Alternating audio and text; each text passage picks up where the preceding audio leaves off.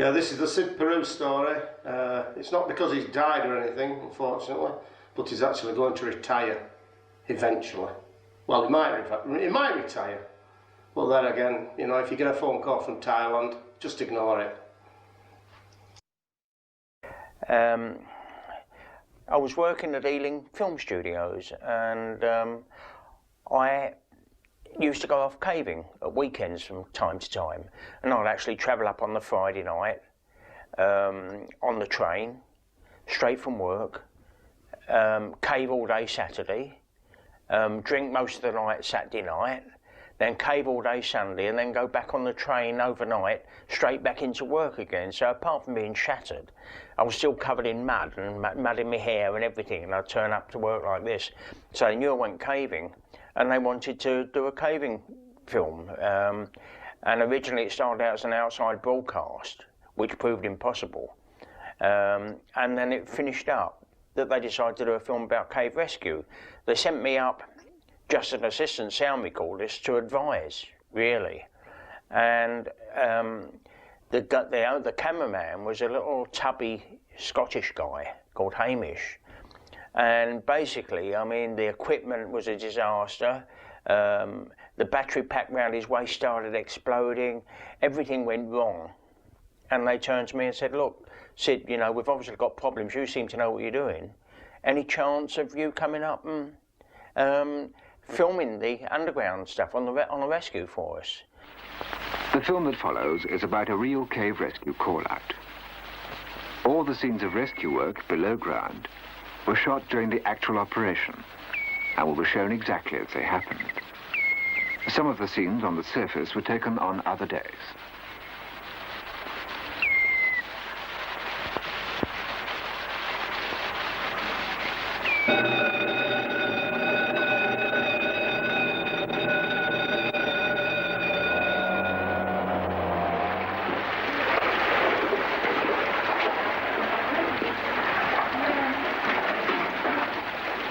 The passage runs 500 yards to reach a 55-foot pitch, winding and twisting all the way. In places, a bit of a squeeze, but nothing, one would think, to worry about. Near the end are 3 minor pitches, 6 to 12 feet high, the first a mere scramble. And cavers make this easy journey only for the challenge of tackling the big 55-foot pitch. It leads nowhere except to the dead ends, which are the normal goal of most caving trips. At the bottom is merely a small chamber with a few blind passages. It is a climb done for its own sake. Tricky at the narrow top because the ladder has to lie against the rock overhang. Eric Luckhurst, a big young man of 19, making his first ever descent, got down safely, but no doubt with much greater difficulty and exertion than the climber in the picture. People below cannot be seen from the top because of the overhang, nor could they be heard that day because of the noise of the waterfall. The signal that Eric Luckhurst was returning was to be 3 tugs on the lifeline. He started back up the ladder. At 2:45 p.m., he fell. The stretcher is guided from above and also by a man below it on the ladder. Ready? Take one out now, chap. Rolling. Take him down. Rolling.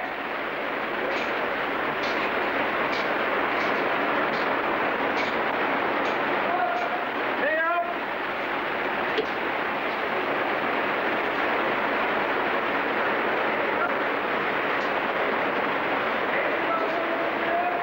Stay up slowly. Hold him there. Look, it's all right.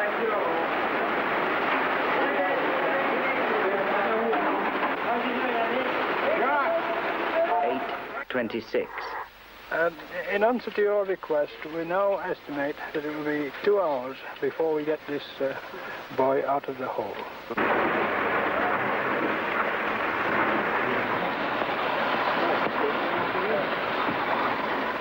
But it was too late for any doctor. Eric Luckhurst was dead. The time was 9:50. We got him up to the top of this pitch. The 50-foot pitch. Yeah, the foot where he'd fallen, and he didn't seem too bad at all. He was, he was quite reasonable, wasn't he? Yeah. And I think everybody thought, oh, it was a fairly easy job getting him out. He was talking to us. He was aware of what was going on, and everybody thought just a couple of broken ribs, a couple of hours getting out. And much to my parents' consternation, you know, having me already had one career that I've thrown away, I suddenly left the BBC and went to stay in our caving hut in Halton. And I went signed on the door and said, what do you want to do? And I said, well, I want to make films. Oh, we don't have any of that around here. I kept on and eventually got 1 or 2 little bits of sound work, and then I eventually got a commission from the world about us to do The Lost River of Gaping Gill, and that's where the whole thing started and where I gained a lot of experience. It took me over a year, and it was a learning curve, you know, and but I tried to film in the sort of places even then that nobody in their right mind would. I was just an 18-year-old schoolboy when I first heard of Sid Perou, and it was round at Harry Long's house. Mike Woodin and Tom Brown were involved in trying to link Gaping Gill and Ingleborough Cave, and Harry Long said, well, Sid's going to film the whole thing. And as a youngster, yeah, that's an ideal thing to get involved with. Find a meaning for life, finally. One thing that really impressed me right from the start was this bloke's got an incredible vision to even think of filming, you know, underground Yorkshire, and going to the, you know, the limits of the known caves with all this photographic gear.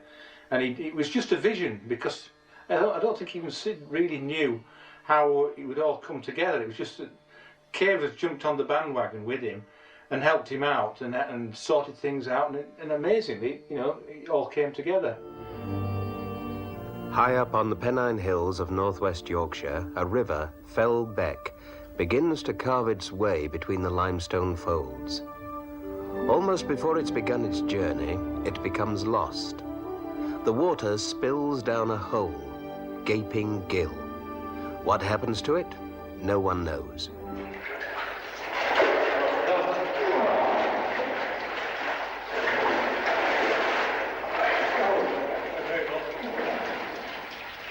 It took 4 hours to travel through to the end of Whitsun series, and the caving task was Herculean. It was rated in caving terms as super severe. Only an expert could hope to get through.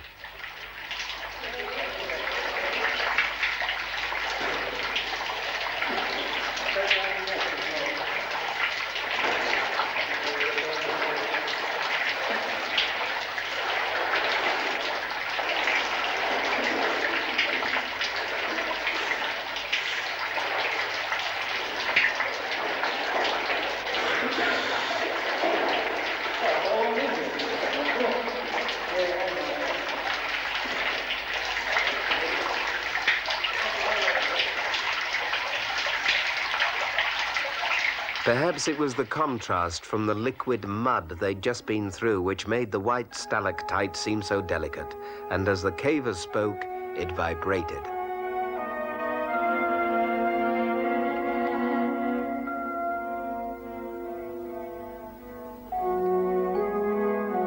The passage itself was probably one of the earliest in the system, now blocked in mud, and with these stalactite formations as the cavers' only reward.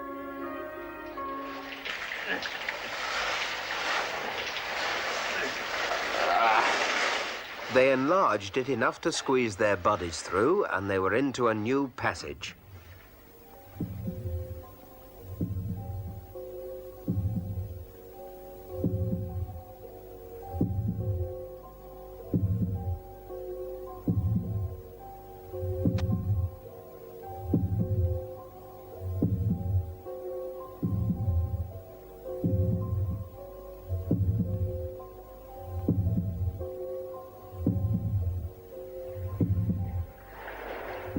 A completely new network led directly towards Ingleborough Cave, They had crawled a mile of the most difficult conditions of caving known in Britain and had closed the gap to a few hundred feet. The sense of isolation and claustrophobia here, cavers say, is almost unbearable. The month is April 1937, and into the world is born a child, Sidney Alan Bruce Perou. His father was another Sid, and his mother was Harriet Hannah, but she didn't like that and liked to be known as Kit. Wanted to do something more interesting, and first of all finish up trying to go around the world on a push bike, which lasted about a fortnight, and came back and then got called in to do national service in the RAF and was supposedly about the worst Met assistant in the country. Sid met his first wife Alison during the planning of the Gaping Hill film in 1969. She thought he was a famous director and the battered mini-motor was clearly his second car. How wrong she was. They were married on the 27th of March 1971 and went on to have 2 boys. Martin, the elder, was born in August 1985 and Tom 2 years later. Tragically, Alison, after a short illness, died in January 1996 at the age of 47. Martin was 10 and Tom was 8.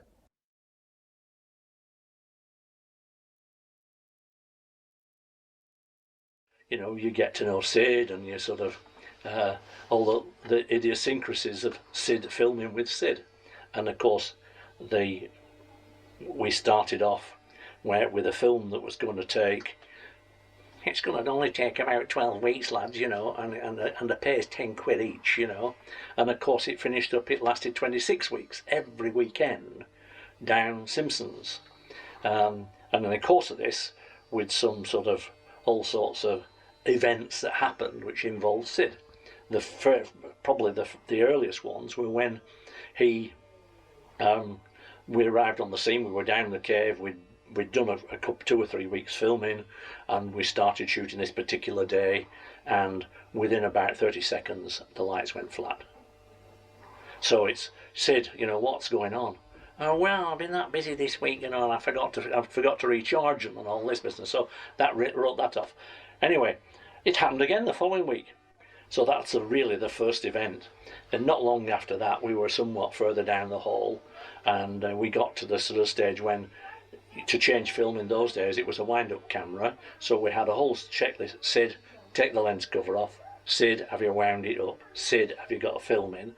And these were all events that Sid had actually caused himself. So we had this big checklist.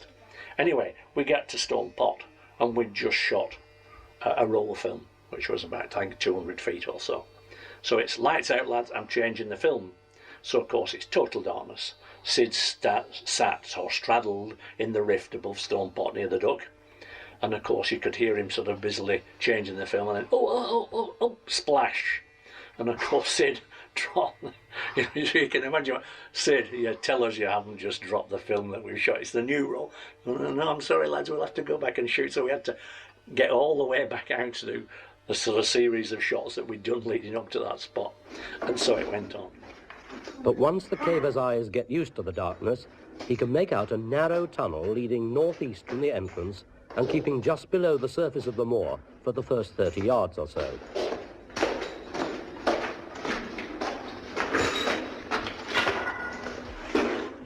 Leslie doesn't like the cold and wet, and she doesn't like the dark, but she suffers it and even appears to enjoy it, just as they all do. It's hard for a non-caver to understand why, though, when you hear John Russell describing what it feels like. It's bloody cold when you go in water for the first time in a wetsuit. All the little tears that the cave grinds into the rubber leak, and the water shoots in some very nasty places. So one morning, of course, it was meeting Baines on a Saturday morning. It was when Bernard Robert Shaw had the cafe, and Alice in the early days. This was sort of 1970, and of course Sid arrives and he's a bit quiet. And John Russell said to me, "There's something not right." I said, "Why?" He hadn't bounced in the usual way. "Now then, lads, are you up for it?" He said, "There's something not right." So eventually he got himself his breakfast and he came over, and so we said, "Well, what's the matter, Sid?" "Well, lads, I'm sorry, but all that stuff we shot last week, it's knackered." He said, "It's faulty film stock." So it went quiet, you see. And then we said, hang on a minute, we shot 2 rolls last week, 2 rolls of film. Yes, well, there was a scratch down it. What, down both rolls of film, Sid? And he started to go quiet then, and he realised what the implications of this was. The chances of 2 rolls of film stock with a scratch down in the same place, pretty remote. So John Russell said, Sid, fetch your fucking camera in here, you see. So Sid left his breakfast and trotted off outside and came back in. And so somebody said, Bernie, can we borrow a clean tea towel off you, see? So we got this clean tea towel and laid it out on the top of the table. Give us a bloody camera here, Sid, you see. So this camera, of course, was shit up on the outside. And so we suspected what the problem was inside. So we took the cover off and gave it a good shake, and all sorts of little bits of grit fell out. And basically that was Sid. You know, it was just a piece of grit somewhere in the gate, and it had scratched both rolls of film. I wanted to do some filming abroad, and I was impressed by the Pierre Saint Martin. I always thought that the story of the death of Lubens and everything else was such a dramatic story. And I also happened to mention that could we get deeper in the Puy-Parmen, which was the series of shafts just explored right at the bottom beyond the Salverna, then we heard that it ended in a bit that was too tight, and English being English decided that what was too tight for the French might not be too tight for English, you know. So we went down there, and it was too tight, basically. But at the BBC, I'd made the mistake of saying, look, if we can push that, we've got a world depth record. And the problem was, that's all they heard, and the whole thing was sold on the idea of a world depth record. And of course, world depth record didn't happen, and I made the mistake of telling them. So he finally got out there with a team, but we'd already been out, I think, about a week when he arrived. And we made this film with Pierre Saint Martin. At first, the BBC didn't seem to like it and said, oh, you know, forget it, Sid. So he sent all his men home. And then they got the rushes and they said, oh, this is the best caving film we've seen. Get the men back. So we had to call the men back. I think by that time they were in England. And they had to shoot off back, and of course by this time the expedition finished. Anyway, finally completed the film, and we got back to the UK. Then I got a call from Sid, and it could have been Sid or the BBC, saying, we've got a slight problem. And I says, what's that? You know, what's the problem? Well, the story goes that Lepinau was sat on a rock, and he was throwing stones. And a crow flew away, and he thought, crows only nest over a big drop, so there must be a shaft there. So of course Lepinau had gone along and found the entrance to the Pierre Saint Martin, Lepinau shaft. So he says, we haven't got this on film. So he says, the BBC producer says, can you find us a shaft a bit like the Lepinau shaft? And I says, well, not in Derbyshire, no. You know? So he says, well, you must be able to find something that's similar. And I thought, well, I mean, a shake will do, because it doesn't really matter, you know, because it was just a guy sat on a rock throwing stones. We got there, and the producer opens the back of his car, and he's got 2 sacks in the back of his car with something wriggling inside them. So I says, what have you got in the sacks? And he says, crows. I said, crows? Where the hell did you get crows from? And he says, oh, I went up to Chatsworth Estates and the gamekeeper caught me 2 sackfuls of crows. So he had about 20 crows in the back of his car. So I sat on this rock, and Sid got down in the hole with a sack of crows. So he was wearing a helmet, you know, so I threw a stone, hit him on the top of the head, and he opened the sack and let a crow out. Did another one. Stone, bang, on the top of Sid's head. Let another crow go.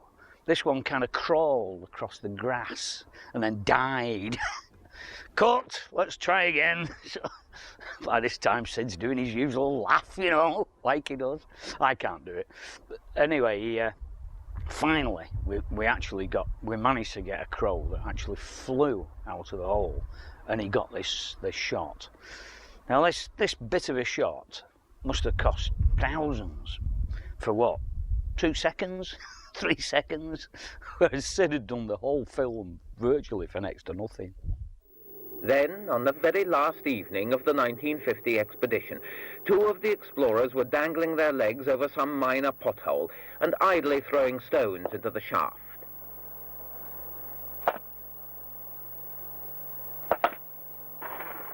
A crow. A pair of crows, nesting perhaps. They always nested above a deep hole.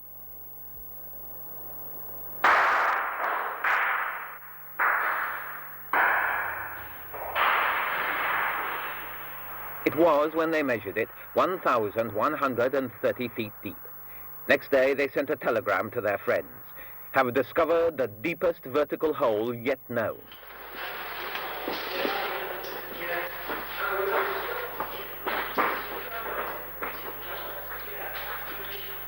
You sense a cave. You don't just see it from one view, and it's something that's completely about you and surrounding you, and you gain an impression of it by moving through it and gradually get a three-dimensional feel of it.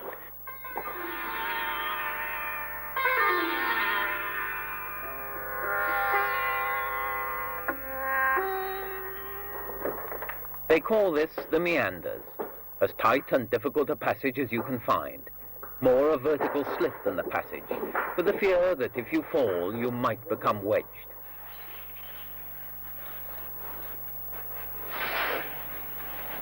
Imagination must be kept under tight control. Fear in a place like this could be fatal. And surely a cave represents all the basic fears of man, the fear of height and of water and of the dark, and above all the fear of being trapped.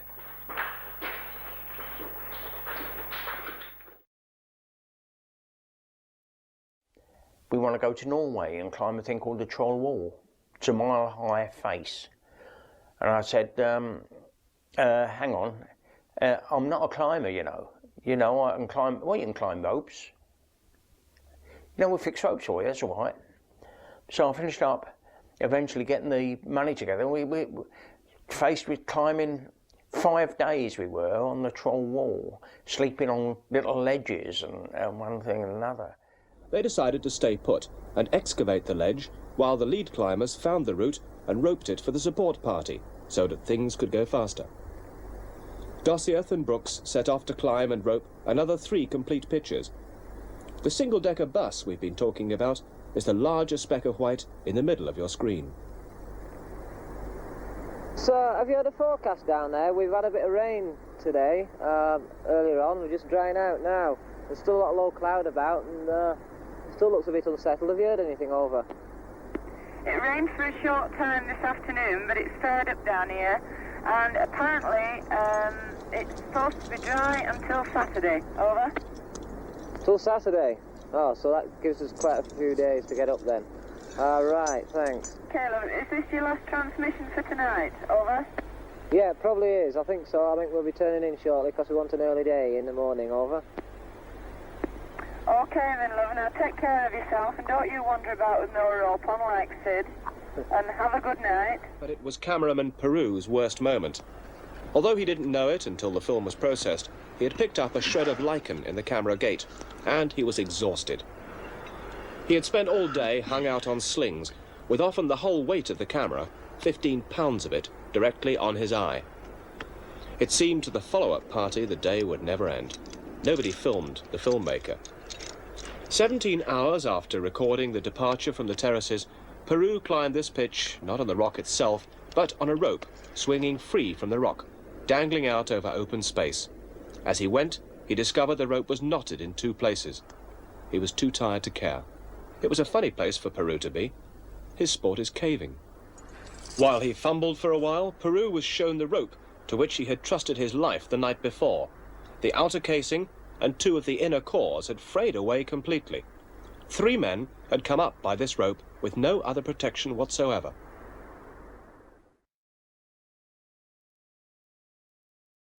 The crew's on board. Final checks are being completed. But because of the third and unaccustomed member of the crew, there will be one additional pressure on pilot Ian McDonnell as he tries to skim over difficult country in unpredictable mountain winds. One of the two cameras recording the flight will be as much at the mercy of the elements as the balloon itself. Award-winning adventure filmmaker Sid Perou will hang in space, suspended on a rope from the neck of the balloon, several hundred empty feet above the rocky landscape below. After all the delays imposed by filmmaking, the liftoff itself suddenly imposes its own speed. I had a fascination for the hot air balloons. And he said, well, I said, well, how do you get your best shots? And he said, well, the best ones, he said, I hang a camera out from the crown line, so it's about 10 or 15 feet out from the basket. So I get the basket against the landscape. And I pondered this for a while. I said to him, you don't reckon you could hang a cameraman out there, do you? And he said, well, I don't know, you know. He said, you'd have to ask the manufacturers. Well, we asked the manufacturers, and the manufacturer said, well, we don't know, but I don't see why not. The technique was that the line came from the outside of the balloon, hung down below the basket, and then up in a loop back to the basket. And I'd made a sort of little metal platform that walked over the side. And basically I'd start off on the outside, get lifted off on the outside, then before it was coming in, I'd pull in the tail rope. I'd drop down below the basket, pull in the tail rope, do a changeover, and then prusik up that rope to the platform and then be pulled in, because obviously they couldn't land with me hanging out there, or you know, knocked a few walls down and things. Some walkers down there, probably wondering what on earth's going on. Look, just down there.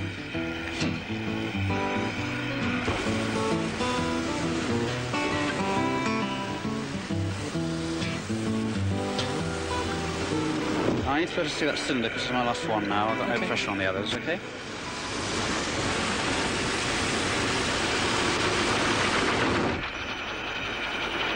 The wind and weather is so bleak up here that it's caused a tremendous effect on the stonework of this viaduct, and although it was built only just over 100 years ago, when most stone structures still have a lot of life left in them, this one is really wearing out, and the cost of replacing it is going to be so enormous that British Rail are considering whether it's cheaper to actually close the whole line, which would be a tremendous shame because it's one of the scenically most spectacular lines in Britain.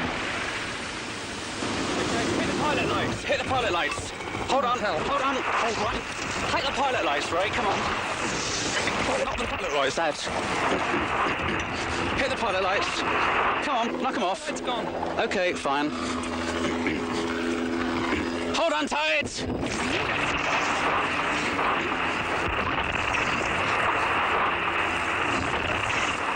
Now don't fall back. I'm right behind you. Hold on tight, hold on. Now do not move. Don't get out. Stay in.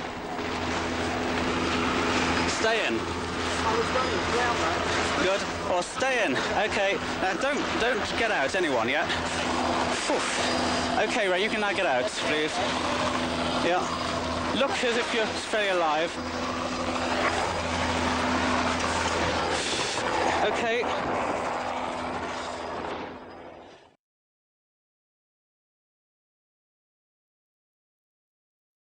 And at the end of the first week, I'm with the team in a new location, and we follow this big stream passage, walk into Sarawak Chamber.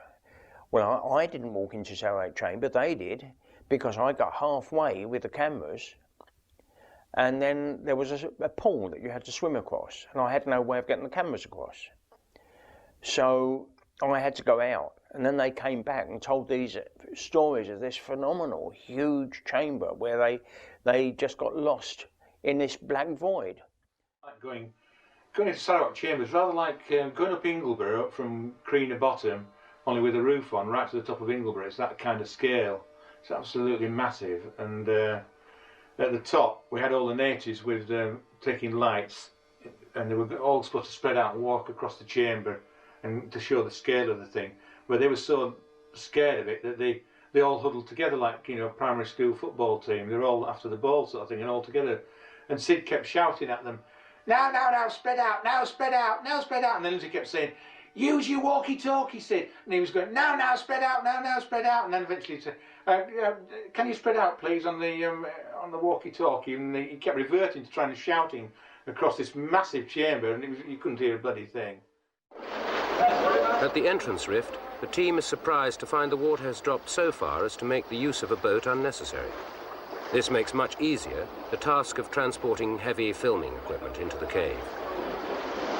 As the passage climbs away from the stream, the walls recede on either side. The roof is lost in the darkness above. Ben Lyon. When you actually got there, it was just astounding.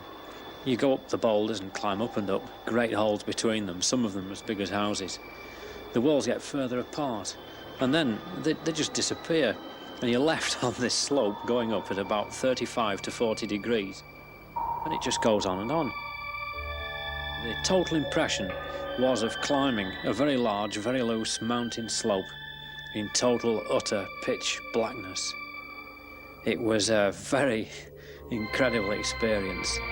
I almost said intimidating, but I knew what to expect because the others had told me, so I wasn't really intimidated, apart from the fact that these bloody big boulders kept crashing down. It's not the sort of place which you can really appreciate for its beauty because you really see absolutely nothing. Just the bit of floor you're on and the most intense blackness that you can ever experience. You don't walk round this chamber, far from it.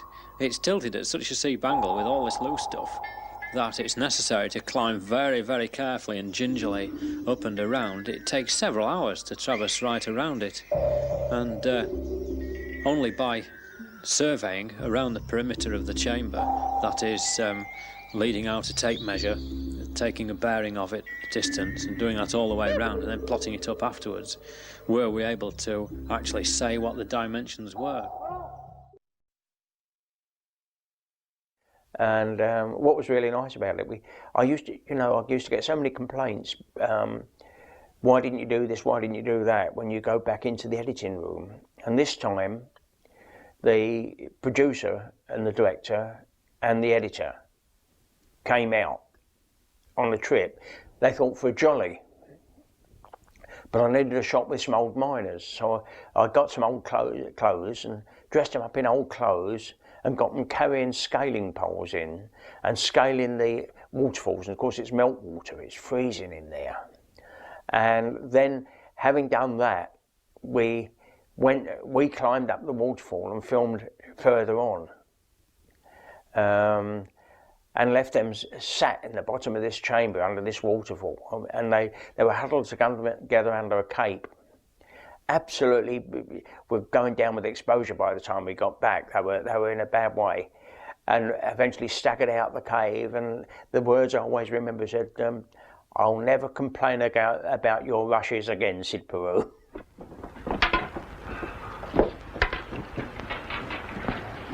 We had with us 5 pieces of iron pipe. Each was a little over 6 feet long. They could be screwed hand to hand, forming a long rod.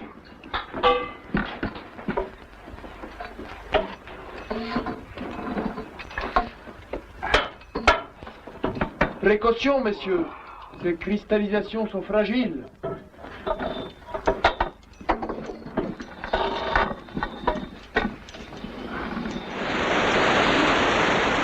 The icy downpour soaked me through in a twinkling and hammered savagely at my back and shoulders.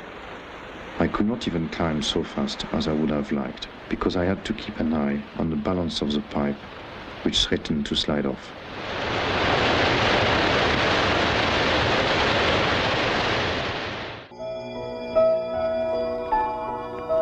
Beautiful as these formations are, it is cameraman Sid Perou's lifelong ambition to film those in the fabled seventh heaven, the most secret chamber of all. Camera? Right there. Batteries? Oh, that's it. Right, let's try your light on, Curtie. Can you hold it up a bit higher, a bit closer? That's it. Nice. Now your light, John. Beautiful. Right, okay. Right, running. On, keep steady. We started filming in the entrance passage to Seventh Heaven. That was already very beautiful.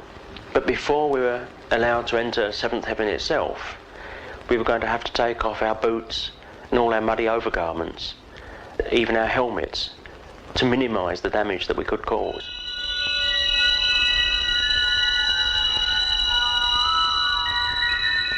This is one of the few places I know of where there are the three basic crystals of aragonite, gypsum and calcite all together on the one formation, plus many other minerals which are introduced in various odd forms. So you get an infinite variety of shapes, and the appearance is almost like snow crystals rather than rock formations.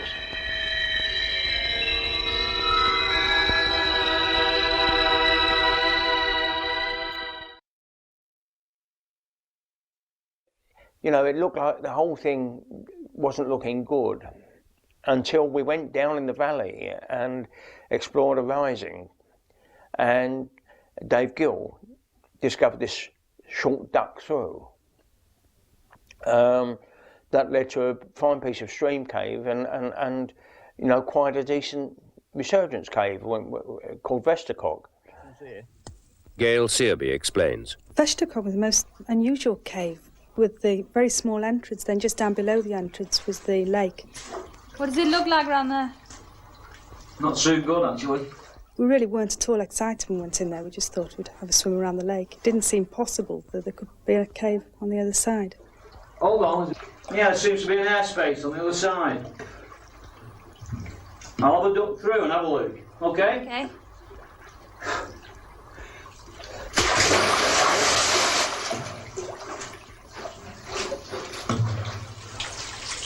Hey, it looks big, Gail.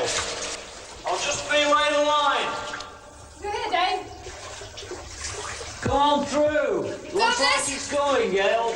Okay, just a second.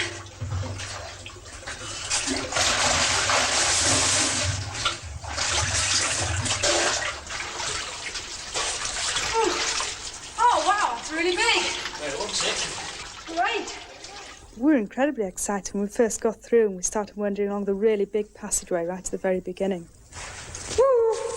Hey, it's a good echo. I was trying to control my excitement so that I wouldn't be disappointed later on. You know, all the way through the trip so far, up in San Cristobal, every cave would be a disappointment. And I kept thinking, well, this is the one, it's really going to go. And I didn't dare say too much because I kept thinking, well, what if it doesn't?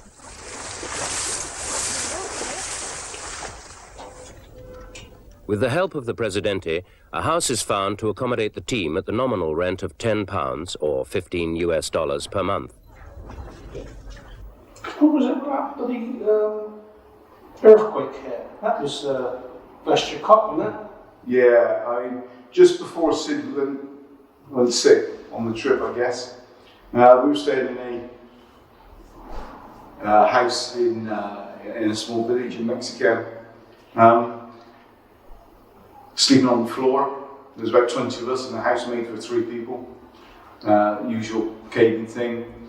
Sid put his hammock up between two of the... Outside, wasn't it? On the veranda, wasn't it? On the veranda, yeah, between 2 of the columns. John Thorpe, lugger, had decided to sleep underneath Sid on the veranda. Halfway through the night, we had an earthquake. All woken by Terry Whitaker shouting, "We've got to get out of the house, we've got to get out of the house." All John Thorpe said is he woke up and the house was shaking and he looked up and thought, "Oh, Sid's having a wank." And went back to sleep. One feature of life in Mexico that everyone enjoys is traditional Mexican hospitality. On Christmas Eve, the team is initiated into the subtle rites of tequila and mezcal by local caver and photographer Vicente Kramsky. Later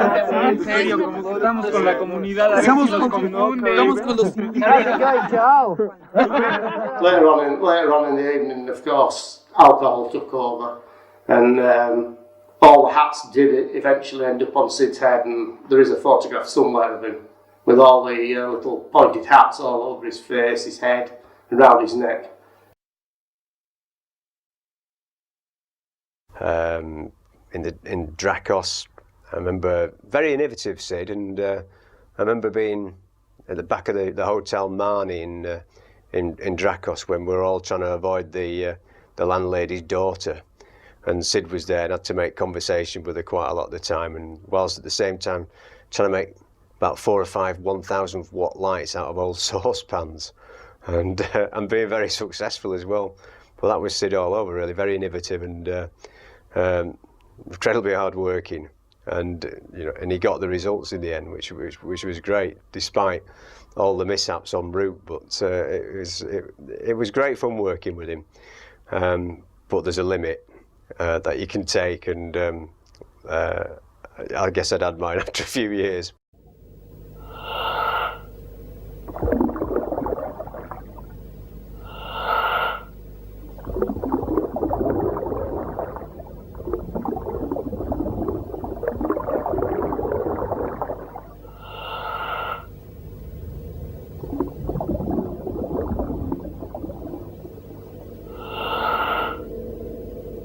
As you got further into the sump, the passage got larger and larger, and as soon as you turned on the 1,000-watt filming lights, you saw a scene that really nobody had seen before.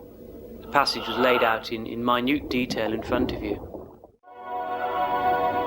In places, there was a perfect layering effect of the water. To the diver behind, it looked as though you were skimming across the surface of a lake, sometimes dipping into it and sometimes coming out again. Except, of course, all the time you were 20 metres below the water surface. They were in the harbour, and they'd made this bloody great camera housing, and it was massive. It was like a milk churn, just all the little camera. And anyway, him and Guy were trying to get the idea of diving and going down with it and adjusting buoyancy and stuff. And as soon as Sid set off, he just got hold of it. It was just like a depth charge going down with him, and down he went, and no idea how to clear his ears or anything. And as he went down and sort of was getting to the pain barrier, he come shooting up, and Guy would have a go, and then down a bit further, and they were just like passing each other with their ears popping and pressure on their ears, and it was absolutely hilarious. And then there was a big wave, a big tide, like a big tide came in and hit Sid and pushed him onto the rocks, and there were a big spiny gnome, sea urchin there, and got hold of it with his hand, and it was just absolutely full of little needles in his hands, and everybody were laughing, and Sid was like, anyone else? And I wanted to do something in this country, and the otter story was an incredible one that hadn't happened that long at that time. And I'd seen the photographs and thought I'd love to get in and film that, and got in touch with the Gloucester and various people, and we've got a team together to do it.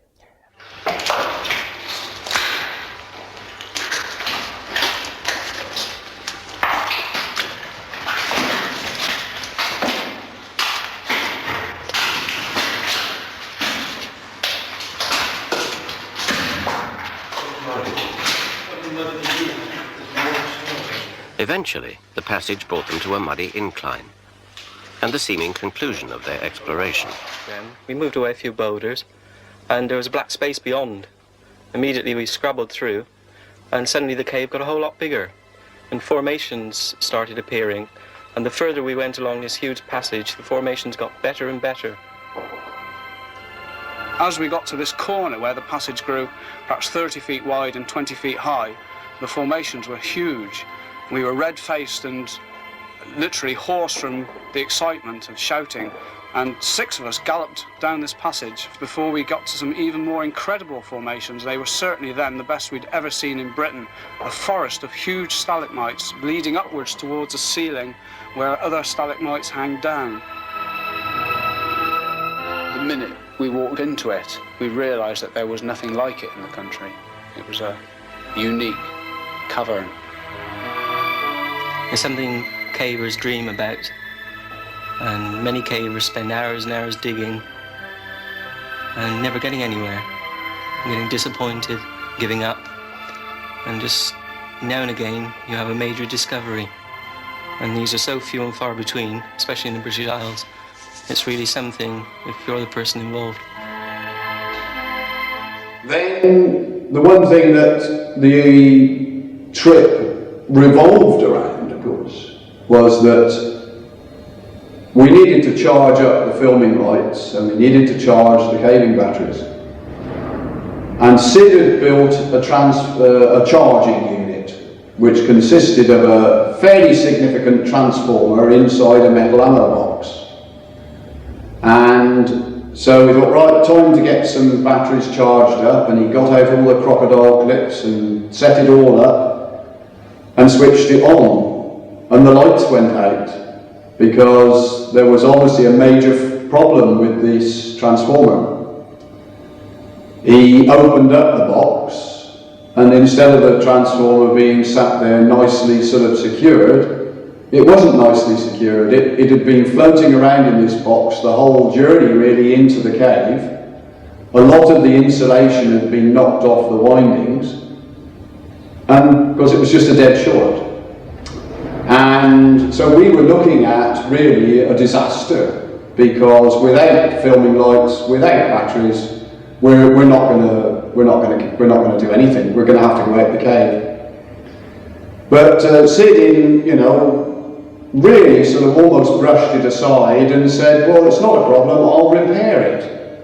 And to repair it involved taking the transformer apart. So he undid the windings and stretched them out along the cave passage. And then rewound it all, and everywhere a little tiny piece of the winding had been chipped, he slipped a little tiny piece of insulation tape in so that it wasn't shorting out against the next one. And he completely rewound the two coils for the transformer. And then we sort of sat around with our fingers crossed when he connected everything up again, and he flipped the switch and the lights didn't go out, and more importantly, the charging facility started working, and so the whole trip was back on again. Just arrived at the camp, pretty tired, and we're going to have a bite to eat and then be bedding down for the night. While they shed wet and dirty caving kit for the welcome warmth of dry clothes, one of the tasks of the surface crew is to ensure that the generator at the entrance keeps going. From there, a power line to the underground camp enables both the explorers and the film crew to keep their headlamps and lighting batteries charged. So eventually I'm in Mexico, and it was 13 years after the original Gaping Gill film, that long. And I got this message in Mexico that the breakthrough had been made from Jeff Eden and Jeff Crosley, and that actually the way was virtually open. What they'd actually done was pass a Wellington boot through, apparently, and then decided to leave it because it was such a historic occasion. They wanted it on film. We got to set off towards Ingleborough Cave and Radagast's Revenge. Well, there don't seem to be very many people to carry the equipment, Sid said, so we looked round and asked for a few more volunteers, and in the end we got about as far as Mud and Water Crawl, and there was a couple of 14-year-old boys following us with boxes, and we had to send them back because I don't think they would have survived. And this horrible journey then continued right through Mud and Water, up the Iron Ladder, down into Southgate and through all. The airspace dwindles, 3 inches, then 2, then 1. Then hold your breath for the Southgate duck.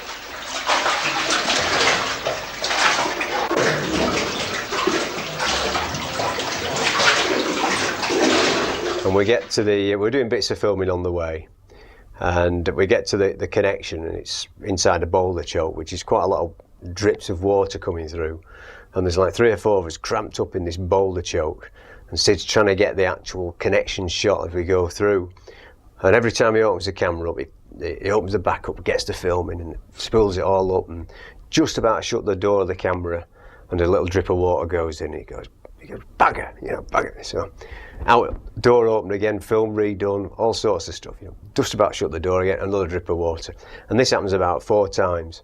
At the end of the 4th time, he goes on.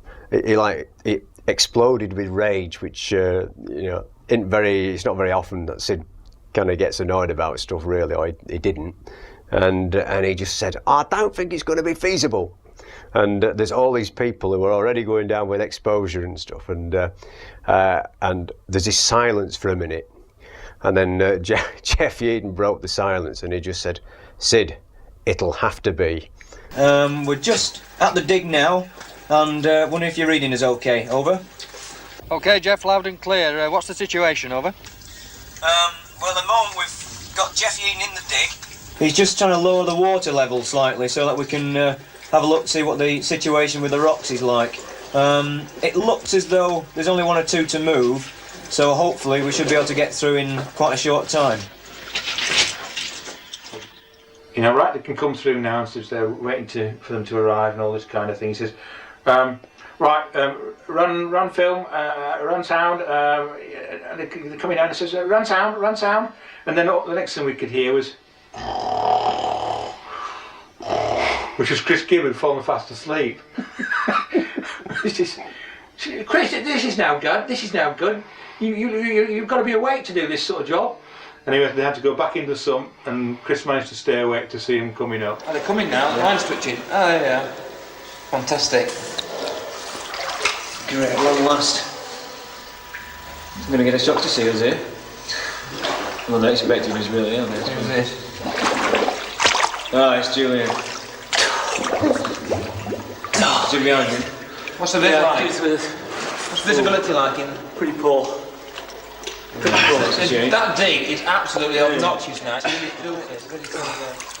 Cheerio, Jeff. Alright. See you on the surface. Yeah, cheerio. Take care.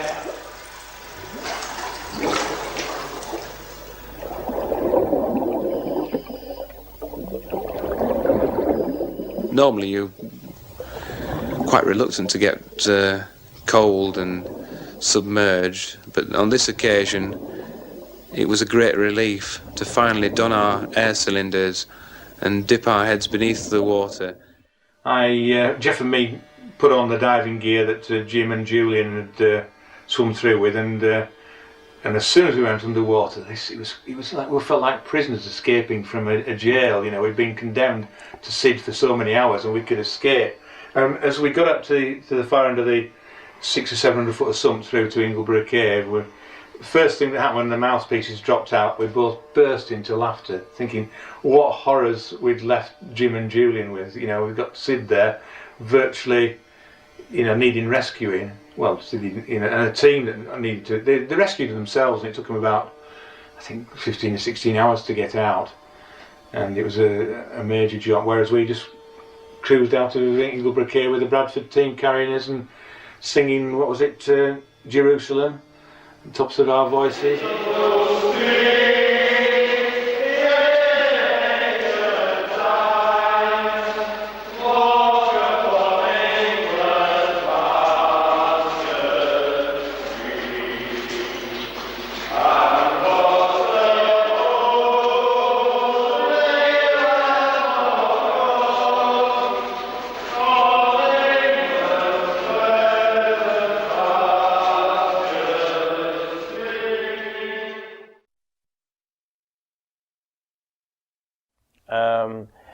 And they went out to Jordan and took microlights and hang gliders for the first time into Jordan.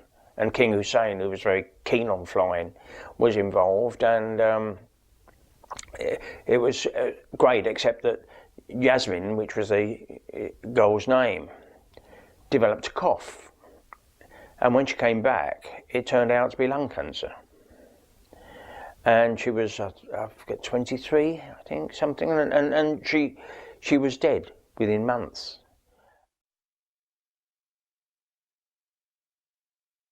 A week in and over 2,000 kilometers behind them, the weather has finally broken. Flying above the beautiful valleys of Romania is pure pleasure. These aircraft have a two-cylinder, two-stroke engine with a capacity of 462 cc, about the size of an average motorbike engine. Engine failures are not unknown, but the aircraft's ability to glide usually makes it possible to find an emergency landing site.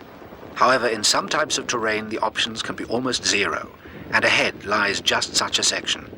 The following day, they must cross the Carpathian Mountains, the highest peaks in Romania.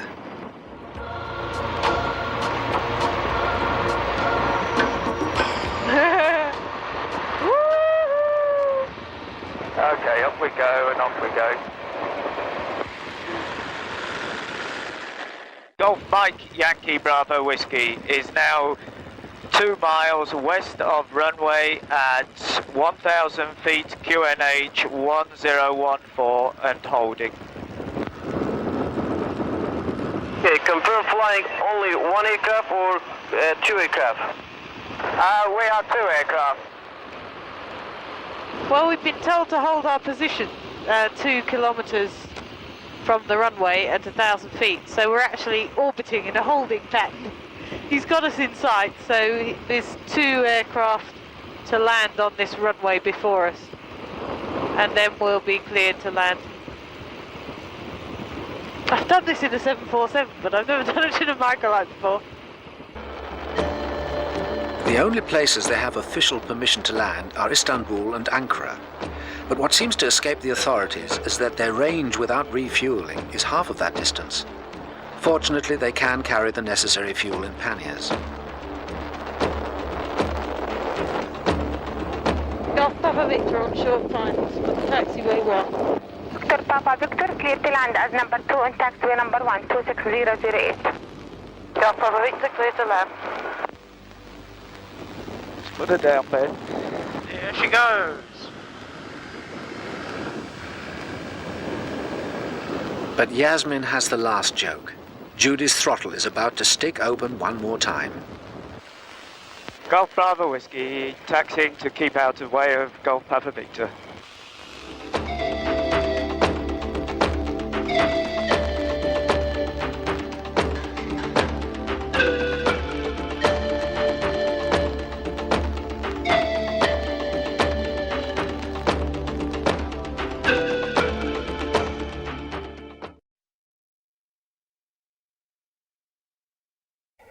The key to cave diving was Martin Farr's book, but it rang a bell to me because I had known cave divers, you know, for quite a lot of years, and I'd seen the developments come, and I'd seen the improvements come in the technique, and I'd seen people die along the way, and I thought it was an incredible story that was going on in this country under people's noses, and they didn't know what was happening. The engineer in Balcombe came to disdain such crude solutions. He and Shepherd spent the ensuing months solving some of the problems they had experienced by mechanical means. They must have pumped air, telephone communications with the support party, and most dramatically of all, a diving dress to contain the air supply and keep out the cold. In this suit, on October the 4th, 1936, Shepherd made his attempt on Sump 1.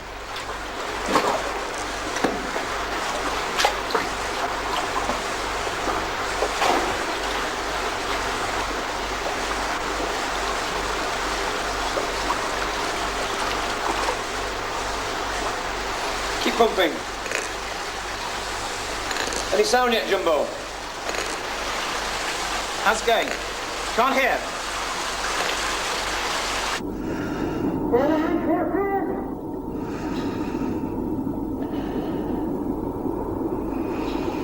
Okay. All right. Okay. Say again. Keep pumping. I'm fine.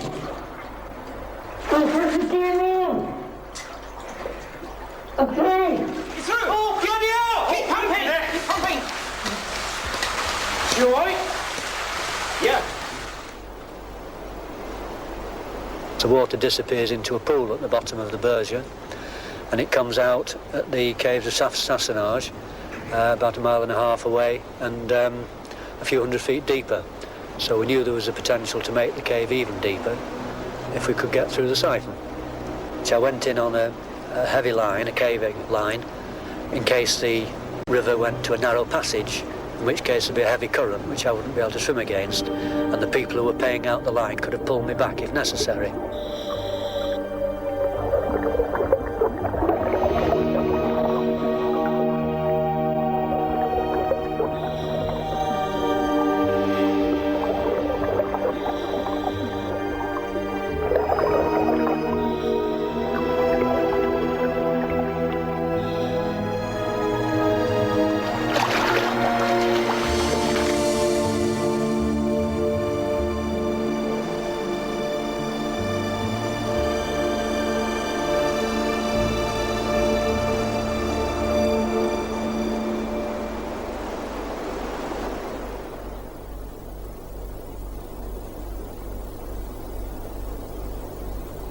A world record, an achievement of such enterprise and courage, could not have come at a better time for the sport.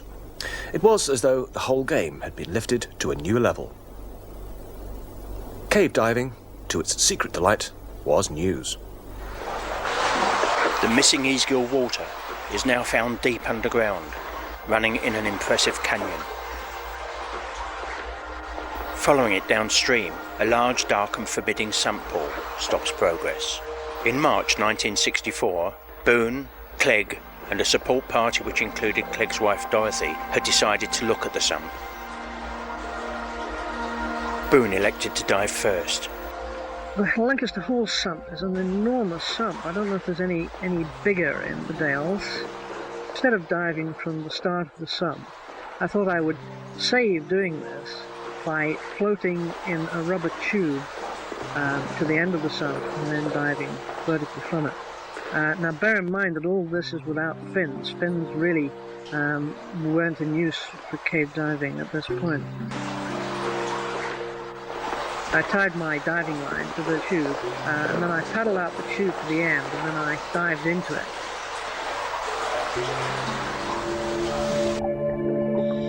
Clegg now entered the water to take over operations. As his wife Dorothy looked on anxiously, he disappeared into the menacing darkness of the sump.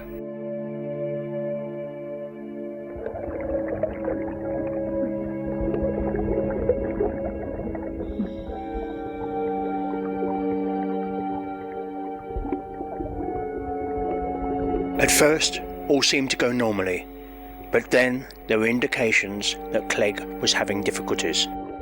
I just sort of adopted a wait-and-see approach, and then there was a sort of big cloud of bubbles came up, and I then knew the mouthpiece was out of his mouth, and I dived into him.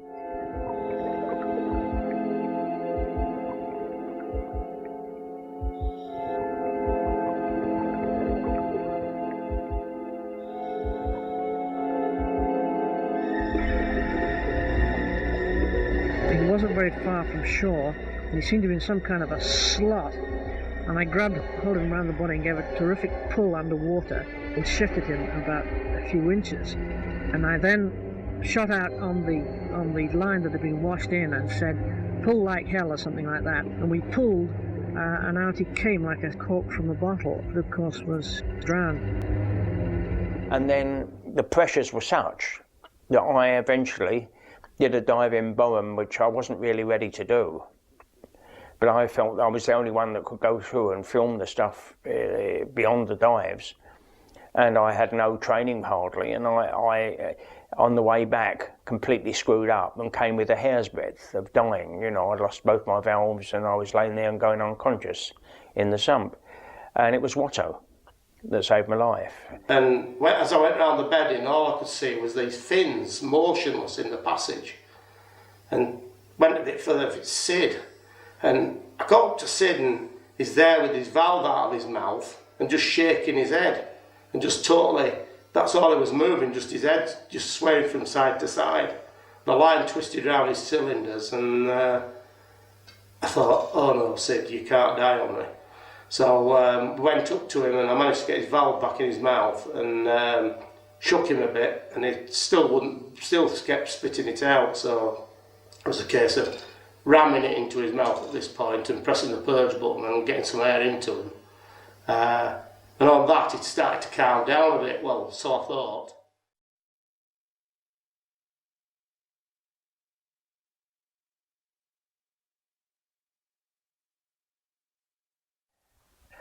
I mean, you know, obviously it's nice to have an Emmy, but really the film it came from, you know, I was not that knocked out by it. It wasn't the story that they should have told, and it was for National Geographic down Lechuguilla.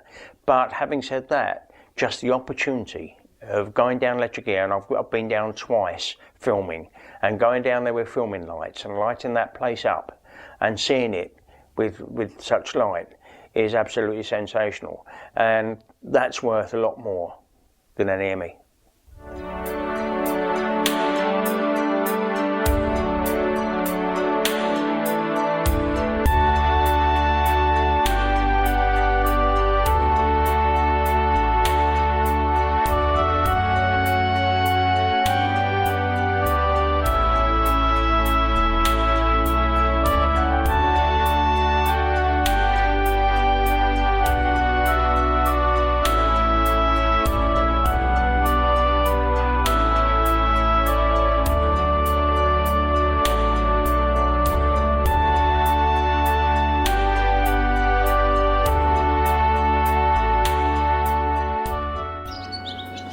Say something like knowing how good he is at organising things and how forgetful.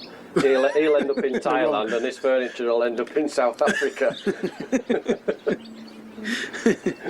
So Sid, my experience working with you has been an absolute pleasure, and I really sincerely from the bottom of my heart wish you a fantastic future in a lovely warm tropical environment.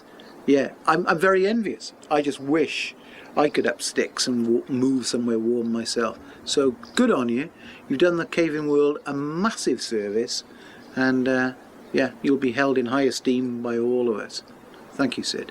Well, yeah, well, happy retirement, Sid, and here's to it. Cheers. Yeah, for all I said about you, Sid, you're always a good mate and had an awful lot of laughs with you, so long and happy retirement. Cheers.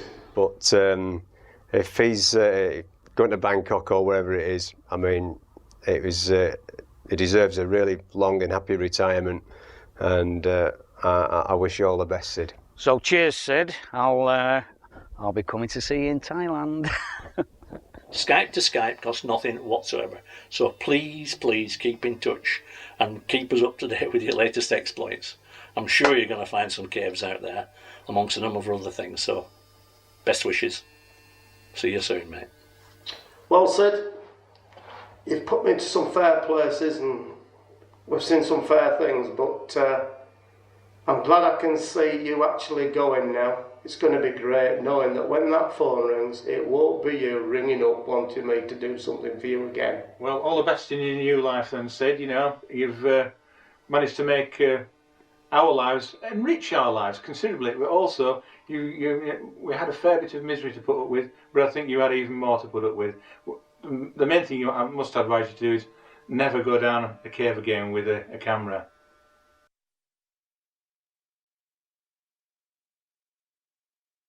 Yeah, you know, some of his favourite sayings is, well, I don't think it's going to be feasible, but we'll give it a go. And, I appear to have run out of film. The battery's flat. No, don't blind me.